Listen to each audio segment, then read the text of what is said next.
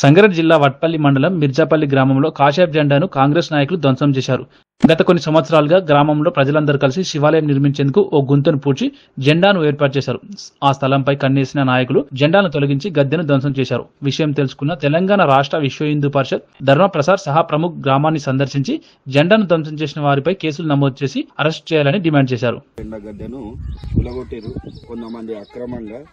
ఆ విషయం పైన మేము ఎంఆర్ఓ గారి దగ్గరికి వెళ్ళాము, ఎంపీడీఓ గారి దగ్గరికి వెళ్ళాము, లోకల్ పిఎస్లో ఆల్రెడీ కేసు కూడా పెట్టాము. ఇతనికి సంబంధించి ల్యాండ్ అతనిది కాదు అని చెప్పాడు. ప్లస్ మళ్ళీ అది ఎట్లా గులగొట్టిండో మాట్లాడదామని చెప్పేసి అన్నారు. ఈరోజు మన అన్నని పిలిపించడం సుభాష్ అన్నతో మాట్లాడారు. రామ్ చూడండి, నిర్జిప్ర గ్రామం ఇక్కడ గత 8 సంవత్సరాలు అయితే అంటారు. 4 సంవత్సరాల నుంచి ఇక్కడ వినాయకుని పూజ చేపెడుతున్నారంట. ఇంతకుముందు సర్పంచ్ ఏమంటే పెద్ద నాలాగా ఉంటాయమంటే దీన్ని నింపారంట. దాని తర్వాత విలేజ్ వాళ్ళు అందరూ కలిసామంటే ఒరే సర్పంచ్ అందరూ ఏమంటే జెండా పెట్టేసి ఇది ఏమంటే ఒక శివాలయం కట్టాలి, ఊర్లో మందిరాలు లేవు, ఒకటి హనుమాన్ టెంపుల్ ఉంది, ఊరందరికీ ఇంకొక టెంపుల్ కావాలని ఒక ఆలోచనతో చాలా మంది అనుకున్నారంట.